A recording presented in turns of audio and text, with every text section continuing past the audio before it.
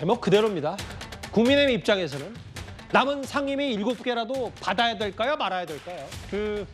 그젯밤 민주당이 단독으로 11개 주요 상임위원장을 차지했습니다. 국민의힘에서는 이재명 대표 방탄을 위해서 법사위원장까지 가져갔다고 극렬 반발하고 있는데요. 오늘 오전 회의 때 이재명 대표가 박찬대 원내대표를 채근한 일이 있었습니다. 줄 때 받으시기 바랍니다. 7개를 드릴 테니 가져가시라. 지금 7개 상임위는 야당이 구성을 하라고 좀 독촉을 하고 있는데 반응이 없는 거죠. 거부하겠다는 태도죠. 언제까지 기다리실 겁니까? 법률상으로는 월요일날 했어야 되는 거 아닙니까? 여의도 대통령 이재명 방탄에만 정신이 팔려 눈앞에 낭떠러지를 보지 못하는 민주당의 처지에 안타까움을 넘어 분노가 치밀어 오릅니다. 추경호 원내대표가 저렇게 목소리를 높이고 있지만 사실 현실적으로 국민의힘이 할 수 있는 게 별로 없어서요. 호준석 대변인님. 네. 정청래 법사위원장 어제 남은 7개 줄 때 받아라라고 글쎄 약간의 뭐 도발 아니면 도발 아니면 현실적으로 우리가 힘에서 완벽히 누르고 있다라는 표현을 했는데 아까 이재명 대표는 박찬대 원내대표한테 내일 빨리 7개 정해라.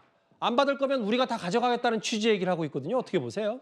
저는 파국을 유도하고 있는 것이라고 생각합니다. 파국을 유도한다. 파국으로 가는 것밖에 이재명 대표가 집권할 수 있는 길은 그밖에 없다고 저는 판단하고 있는 것이라고 생각합니다. 그러니까 이렇게 상상조차 할 수 없었던 우리 헌정사에서 한 번도 없었던 일들을 아무렇지도 않게 자행하고 있는 겁니다.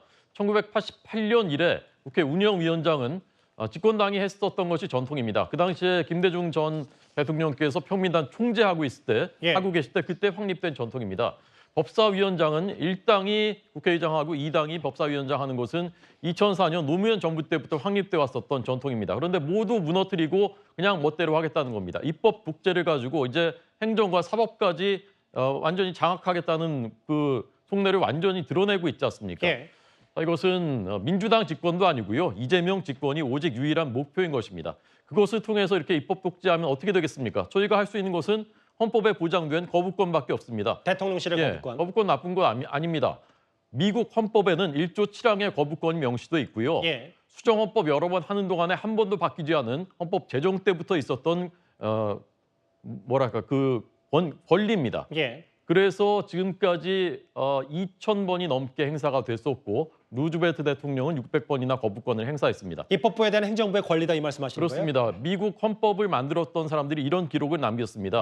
헌법을 만든 사람들이 입법부의 권한이 너무 강해지는 것을 견제하기 위해서 거부권이라는 조항을 남겨둔 것이다라고 말했습니다. 민주당이 이런 식으로 정말 말도 안 되는 일을 한다면 대통령은 거부권 행사할 수밖에 없습니다. 마땅히 해야 됩니다.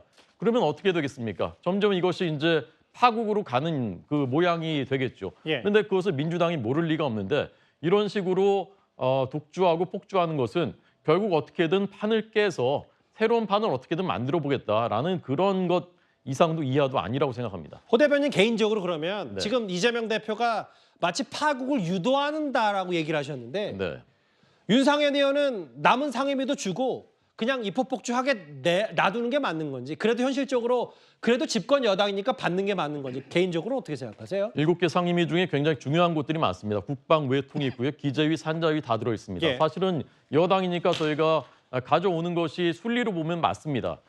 그렇지만 지금 국민들께서 얼마나 무시무시한 일들이 벌어지고 있는지 아직 정확히 모르시는 측면들이 있습니다.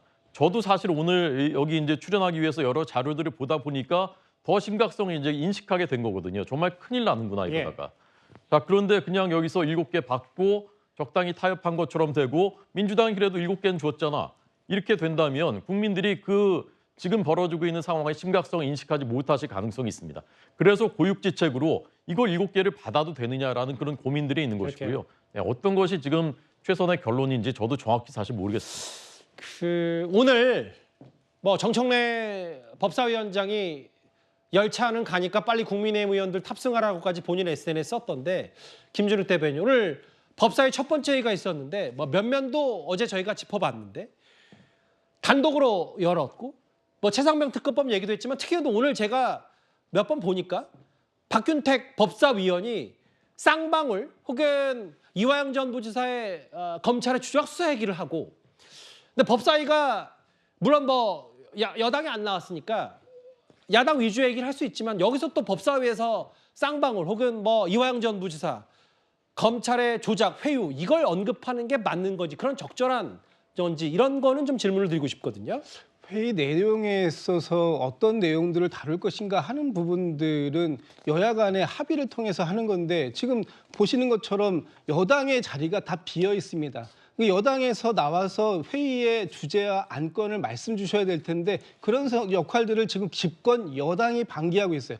국민들께서 지난 4월 총선을 통해서 지역구 국회의원들, 비례 국회의원들을 뽑아준 건 뭡니까?